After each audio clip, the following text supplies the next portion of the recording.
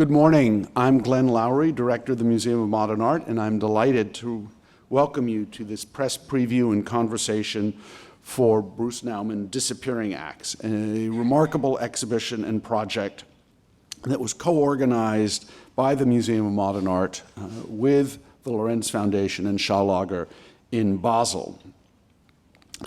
I hope you've all had a chance to see this exhibition, this single exhibition at MoMA PS1 and here at the Museum of Modern Art.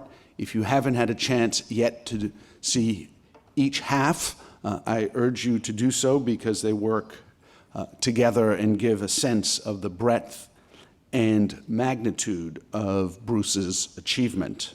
I want to immediately recognize two people who are absolutely instrumental in ensuring that Kathy Halbreich, the Lorenz Foundation curator, was actually able to achieve her work here. And that's Magnus Schaefer and Taylor Walsh. And Magnus and Taylor, just stand up so we can acknowledge you and say, what a great job you've done.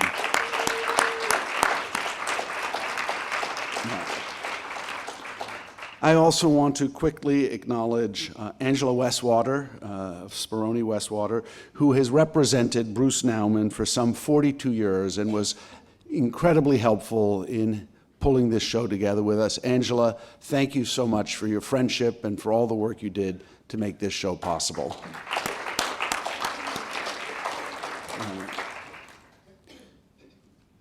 The presentation here at the Museum of Modern Art and MoMA PS1, of course, was overseen by Kathy, and you'll hear plenty from Kathy and me momentarily. But I do want to acknowledge as well the tremendous partnership we had with Peter Ely, Chief Curator, and Klaus Biesenbach, Director of MoMA PS1, and we're very grateful for that. And it's a dream on many of our parts to have seen an exhibition like this at MoMA PS1, and so happy to see that fulfilled. Of course, this exhibition would not have happened without two people, Kathy Halbreich, who drove this from our end from the very beginning, as first the Associate Director of the Museum of Modern Art, and then now the Lorenz Foundation Curator.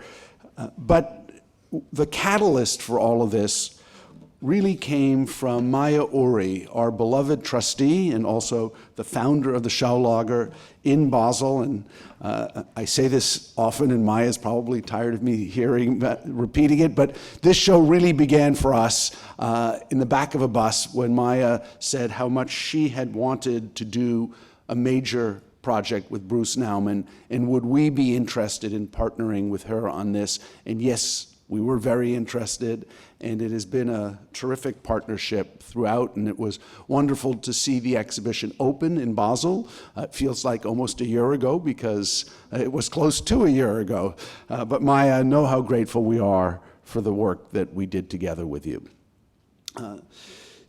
Projects like this require an enormous amount of support, and so in addition to the Lorenz Foundation, which was utterly instrumental in enabling this project, I do want to acknowledge the Sandra and Tony Tamer Exhibition Fund, the International Council of the Museum of Modern Art, the Jill and Peter Krause Endowed Fund for Contemporary Exhibitions, the Hayden Family Foundation, Sully Bunnelly and Robert Littman, Ellen and William Taubin, the Contemporary Arts Council of the Museum of Modern Art, the LLWW Foundation, the MoMA PS1 Annual Exhibition Fund, and the Museum of Modern Art's Annual Exhibition Fund. You can see that our development office worked very hard to make this exhibition possible. I'm thrilled that Heidi Neff, Chief Curator of the Schaulager in Basel, is here with us, along with her colleagues. And I wonder, Heidi, if you would say a few words.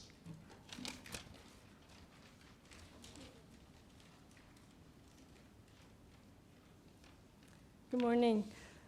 On behalf of Schaulager and the Lorenz Foundation and the president, Maya Uri, I would like to express how honored we are to be co-organizer and main sponsor of this exciting exhibition project. The Lorenz Foundation is devoted to the promotion and support of the fine arts, and its most renowned undertaking is Schaulager in Basel, which is a unique institution for being open storage facility, an exhibition space, and research institute at once. The storage facility houses the collection of the Emmanuel Hoffman Foundation, a collection founded in 1933 with the sole purpose of collecting and promoting contemporary art. In the early 70s, the Emmanuel Hoffman Foundation acquired a series of films and drawings by Bruce Nauman as one of the very first collections in Europe to purchase works by this young emerging artist. And since then, numerous other pieces have been added, and today we are proud to have acquired a significant body of works spanning all of the media used by Nauman over the years. Having been a significant voice in contemporary art for over 50 years, Nauman holds a singular position within the collection. And this is only one of the reasons why this retrospective has been a long-standing dream of the Foundation's president. She's proud to have initiated this project and thrilled to have won such an esteemed and experienced partner in MoMA. It is not the first collaboration between our two institutions. Among the works in the exhibition, there are, for example, 2 large installations, days, and contrapposto studies that are jointly owned by the Emmanuel Hoffman Foundation and MoMA PS1. After a very successful show in Basel, we are extremely excited to see the light cast on Bruce Nauman's works in the 2 outstanding presentations here at MoMA and MoMA PS1. We would like to say thank you to the artist and his team, as well as Glenn Lowry, Kathy Albrecht, and Magnus and Taylor, as well as the fabulous teams at PS1, MoMA PS1, as well as MoMA here. So thank you very much.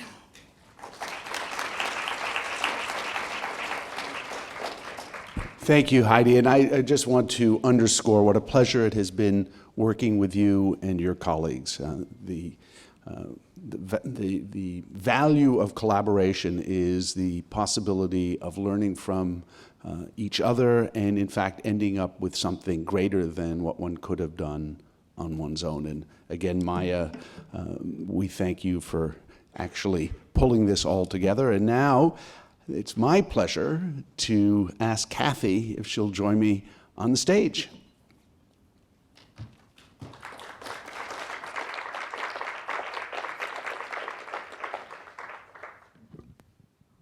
So I don't want to overly embarrass Kathy, but I will say, Kathy has been for the last decade an incredibly close colleague, associate director here at the museum. She has been instrumental in so many of the initiatives that we've undertaken, along with her colleagues throughout the museum, that have really moved the program forward. And she has been a source of inspiration. She has been a challenge on occasion because, as many may know, one of the great pleasures of being with Kathy is knowing that you will always get an honest conversation. And that, for me, has been really important. I've been thrilled to watch the exhibitions that Kathy has produced over many years, but particularly here at the Museum of Modern Art, whether it was Zigmar Polka, an utterly revelatory exhibition, or here with Bruce Nauman, where I've actually gotten to see Kathy do it not once, but twice, because this is the second major retrospective of Bruce's work that Kathy has done in the last, I'm not going to say, 25 years. So let me start, Kathy. 25 years. What's different about Bruce today than Bruce in the mid-1990s? Well, he's older, and he acknowledges that. He, I think, very courageously has made visible his own aging body with a kind of modesty that I think very few of us actually can achieve. I think there's also a greater emotional range in the work, you know, that's been added over 25 years.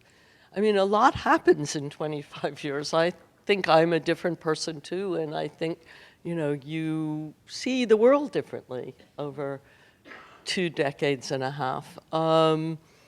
So I think mostly there's a kind of expansive emotional core to the exhibition.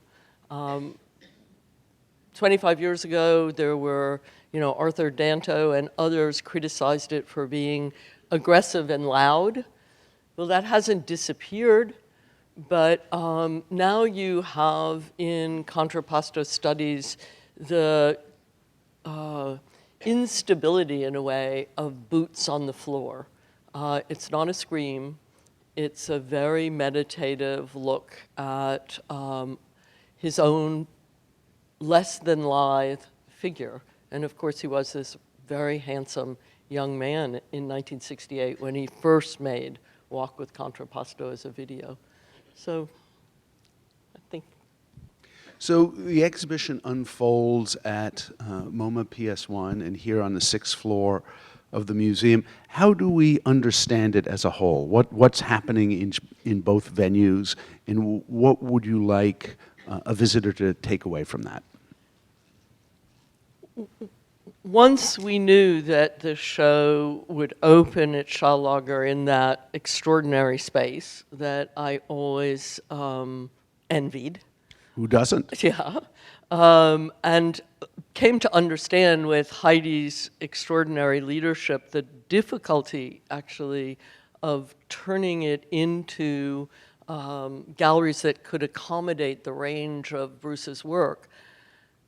And then recognizing that PS1 really was intractable in a way. It's classrooms. It's a very different scale.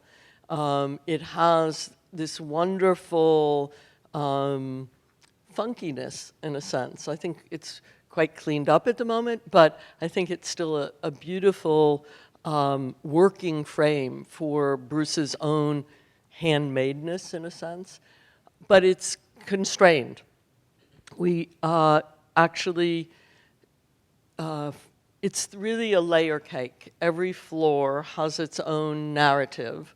We had to give up a chronological hang because we were dealing, again, with spaces that existed and you couldn't just plug anything in a sequence. So each floor has its own inherent seed of intention.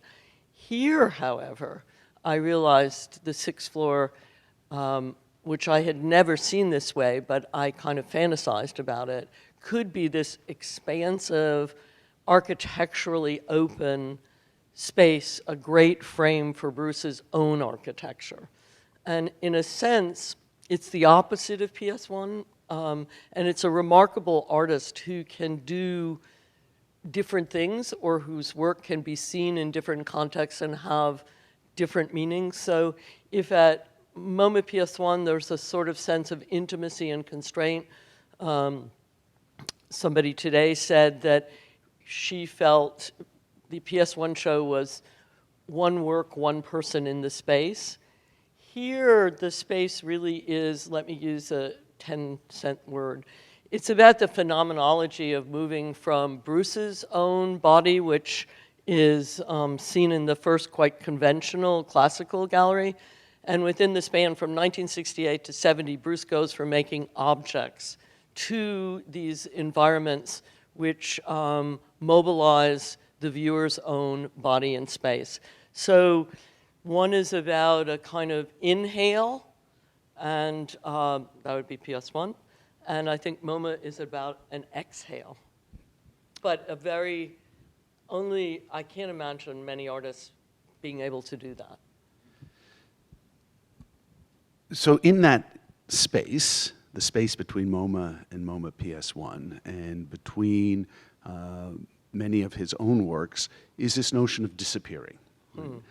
And I actually find that really interesting, that once you start thinking about Bruce's work through the lens of disappearance as a process, not as something that's final, it becomes incredibly interesting. You start to see it in very different ways, beginning actually in that critical moment between 68 and 70, 72, but continuing right through days where, in a way, the walls disappear. So talk a little bit about how you came to understand Bruce's work through the notion of disappearance and what the acts are. There are probably too many to list today, and probably only Magnus and Taylor remember when this idea germinated. The hardest thing for me initially was to give up what I already knew or thought I knew about Bruce's work, having worked on it with Neil Ben Ezra 25 years ago. But somewhere along the line, this idea germinated based on my sense that those critics who didn't see a coherence in Bruce's work because of its stylistic diversity had missed something. There are many things that could have sheltered this capacious mind. But disappearance, Bruce left either coast, where art is, let's say, most heatedly debated, acquired, criticized, in '79, I think it was, for a place that you can't even fly in and out of, Galisteo, New Mexico. Very beautiful, but quite isolated. So he disappeared in a way from the art world very purposefully. And it says something about Bruce's extraordinary independence, but his ability to entertain himself and his, in a way, extraordinary self-assurance. But disappearance also came up in many films and videos where you see Bruce leaving the frame. It comes up in Mapping the Studio, which theoretically is about nothing, what happens at night in a studio when the artist isn't present. But I think if Bruce's most salient instruction to us as an audience is to pay attention, it's both, the great print that's up at MoMA PS1, Pay Attention Motherfucker, is not exactly the sweetest invitation, but there are actually very Buddhist, almost, ideas about disappearance. In Mapping the Studio, nothing happens unless you pay attention. And if you pay attention, you see moths, mice, cats, natural enemies. You gotta wait, you have to wait. You have to wait for the mouse. Yeah. But life is like that. It's, you wait for insights. They don't come fast and furious every day. But the point is that everything happens in this absence.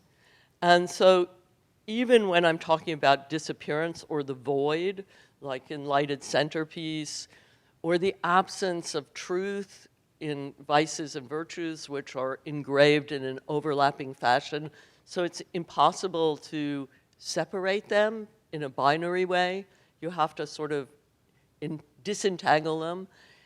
Even if I'm talking about disappearance, it's very full, often. But there are holes and sculptures that purportedly are for his body parts. It's a metaphor, it's an action, and it's a reality.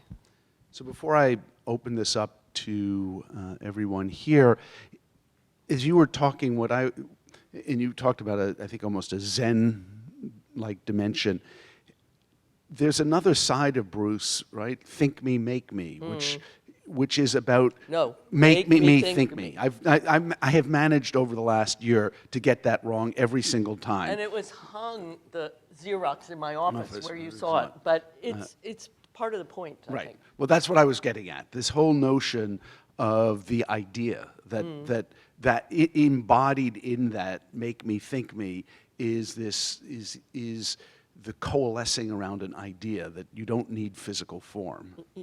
Well, among the many things Bruce has been called is a conceptual artist.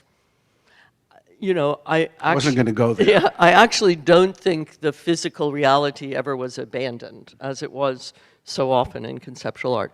Make Me Think Me, for me, was a revelation in terms of how I began to think how artists work.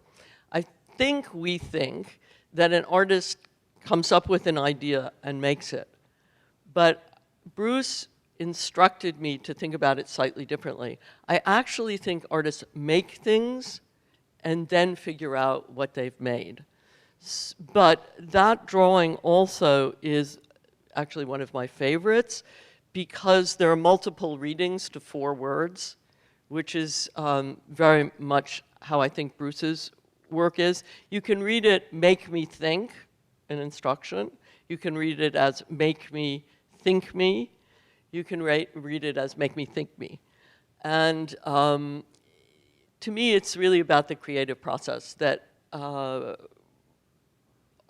yeah, that's all. Well, it's that linkage regardless of making and thinking through me, right? So you get that. Yeah, I think it's quite an erotic invitation. You know, make me has many implications, and I do think making art, as well as participating in experiencing it, is an erotic or at least physical act. Which shows up often in his work under different circumstances. Definitely. Questions? There are any. Yes, over there. I think I know the answer to this, but I'd just love to hear you talk about it. Did Bruce ever in any way participate in the installation? Well, you know, there is a myth about Bruce, which is that he has disappeared. Bruce actually participated when we most needed him and when we had the biggest problems. So, of course, Bruce looked at both the Schaulager and the MoMA PS1 plans. He looked at the checklist. He made one, I think, addition to the checklist. Am I right on that, Heidi? Which was a drawing, which I'm still trying to figure out why that drawing was so important to him. It turned out to be important to us as a hinge, but he was a great partner. He did the most important thing he could have done. He made 2 new pieces for the show. One more or less on the fly. Yes, he made the Leaping Foxes, which Schaulager now owns, actually at Schaulager in the run-up to the show, the inverted pyramid. But I think Bruce is not an artist. I think, Mark, this is what you're asking. Many artists want to be involved in every phase, every decision, and that can be an enormous pleasure because you're intellectually synchronized with another human being. Bruce is not that. And I think what I have come to say is Bruce makes art, we make exhibitions. And he's very trusting. I mean, the ultimate act of trust that he gave Schaulager and MoMA is really remarkable. And I think it was a great treasure. I think it was maybe a little bit easier for me because I had enjoyed more of his company 25 years ago, been to the ranch, had a sense of the modest way he lives, actually, and the centrality of his studio. But it was a huge responsibility. I think we all felt, you know, maybe we need to remember what it's like to look back on our lives and the complicated mix of emotions that entails, to understand why actually after every major show there's a very quiet period in Bruce's studio. And I think in this case he really didn't want to go through that period of withdrawal, and he just wanted to keep working, which is exactly what he did. Other questions? Gee. So let me ask another one. You talked about the earlier exhibition as being loud. And that's apt. I mean, that's what I remember, being barraged by sound and a kind of aggressiveness, which is really absent here. The loudness is present, but it's modulated. You read him very different. I think one reads Bruce very differently today, earlier and later work. And that aggressiveness has transformed itself into something else. You know, again, I think it depended on the installation. It's very still, in my mind, present at PS1 more so than at MoMA, though, you know, Castle Corridor is pretty aggressive. For those of you who sign up to go in there, one person thought it was womb-like. I did not. But I think we worked very hard here to choreograph a show that depends upon sound as a spine. I mean, PS1 is pulsing with sound, but I think you get a sense of the musicality of it. Even in a work as aggressive as Get Out of This Room, Get Out of My Mind, Get Out of This Room, you, because of what's come before, I hope, understand how important the canon, and I don't mean it in terms of art history, but in terms of music, is to Bruce. This unfolding of sound in time and repetition. And he was a musician as a young man, played in a drone band, and was supposed to perform on a bill with the Grateful Dead. But Bruce's group was the last to perform. Bill Wiley, his teacher and good friend, was also in the band. And everything had run over, so there were only 20 minutes left by the time Bruce's band was supposed to play. And they decided that wasn't enough time, so they didn't perform. And history took its course. Taylor found the poster for that show, though. Yes, there's a question in the middle right there, please. Thank you so much. Obviously, this exhibition has been in the works for many years, so there's no way to plan how the timing of it corresponds with what's happening in the rest of the world, but I do wonder if either of you would like to share any thoughts about what you think, if anything, this exhibition has to offer us in terms of making sense of what's happening in the world right now. I think it has everything to do with making sense of what's going on in the world today. But that means that Bruce Nauman is always a contemporary artist, despite the fact that he's going to be 77 next year. But you look at this little artist's book, LA Air, made in the 70s. It's monochrome photographs of the polluted LA sky. We know we're like heading towards an environmental disaster now.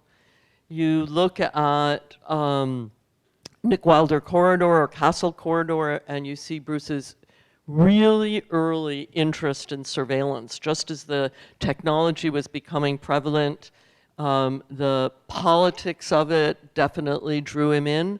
But I think it was also this idea that is very important in his work, which has to do with the instability of vision. I think that Bruce's reluctance to tell you what to believe is an instruction to tell you to be vigilant and to make your own independent decisions, but with a profound skepticism.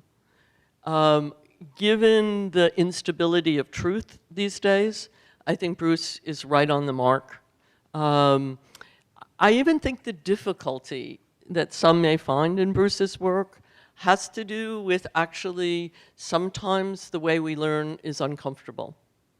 And you know, for me, these are uncomfortable times. I'm trying to learn from it. What do you think?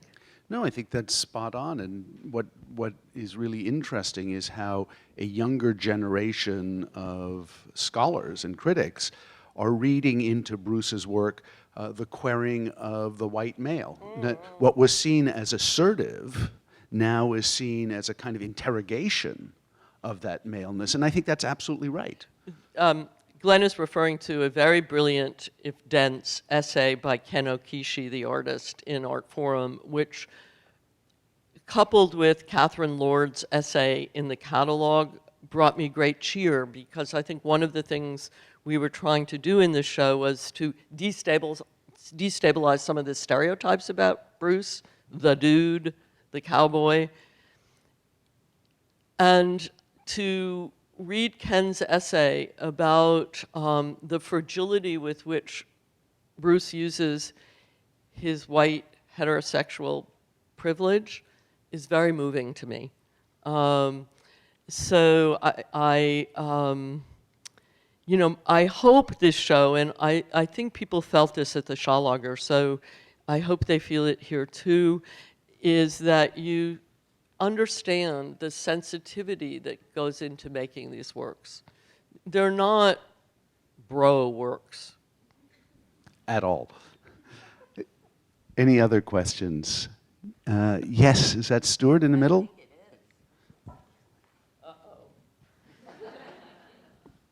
I just wanted to press Gordon's question a little further and ask if you could address the play between surveillance and disappearance a little further, or surveillance control and disappearance, because I think this show frames that relationship in a very different way for me that I find very rewarding, but I would love to hear your thoughts.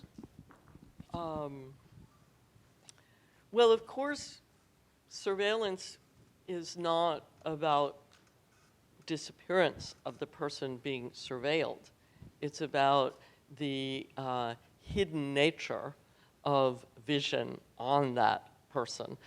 But for me, it's like, again, Glenn and I have had these conversations about our, I think, elderly belief that privacy is still desirable and exists, but he has informed me that, you know, with my iPhone, I am followed all Whether the you time. like it or not. Whether I like it or not. I think surveillance is about a lack of freedom. I think the way Bruce has used disappearance is about, it's about sometimes lies, but I also think maybe every great artist is at least an illusionist, if not a liar. And I think ultimately the uncertainty that comes with disappearance, is he going to return? Is it going to return? For me, ultimately, again, having spent a lot of, not this summer, last summer, trying to grapple with the uncertainty in Bruce's work. Why would you spend your life, you know, pursuing uncertainty or unpacking it or atomizing it? And I actually came to the understanding, somebody said to me today, it must be my Jewish neurosis, that uncertainty is actually the road to freedom, because there is no ideological certainty baked into it. And so I think disappearance has, that, you know, that disappearance of truth is not relativist. It's really, again, this sense of be vigilant, pay attention, feel where you are, question everything. But what did you think about it? Other questions? I want to hear it. Did you have one? No. Here, there's one down here. I was particularly struck by your comment regarding the creative process. It seems to me that your conception, your original conception, that an artist has an idea and then makes it, is what characterized art until the 20th century. And I don't quite understand why we need to credit the idea that artists make things and then have an idea about it. Where does the idea come from? You make something, there's a process, there's a motivation. Is it all in the subconscious? I mean, or is it an aimless process that you can then tack an idea onto afterward, which seems a very questionable procedure? No, I just think that it's not about illustration, making art. And I think the idea of having an idea first and then making something is illustrating that idea. And ultimately, for me, what I thought was, if you see Bruce's studio, it's like an archaeological site. You know, it's a mess, to put it simply. But I think it's through the handling of material, through the extraordinary range of materials he's handling, I just had this idea that it's not like you go to the studio and know what you're going to make. You make it and you learn what you're making and what it's about. Is there a last question in the room? May not be true, but it's for me. He's still very haptic, Bruce. You know, there's still, Yeah. you never, you know, I think when you made that comment, I read it as a kind of critique of the idea that Bruce is a conceptual artist, that Bruce starts with an abstract idea and then finds some instruction to realize it. Well, just watching him, you know, make leaping foxes at Schaulager, there's a host of decisions, but it comes out of how do you actually hang this thing from the ceiling? How do you put it together? And all of those decisions ultimately, I think you feel in the work as decisions, but they come out of the physical reality of that stuff. If not, can I just say, Kathy, once again, it's been so much fun, not only talking to you, but watching you realize this extraordinarily beautiful exhibition and installation. What an honor it's been, Maya and Heidi and Isabel, working with all of you at the Schaulager, to Taylor and Magnus. We know it couldn't have been done without you, so thank you all. I just want to say one thing. Glenn is the most remarkable museum director I know, and I know what it takes to run a museum, having run a small one.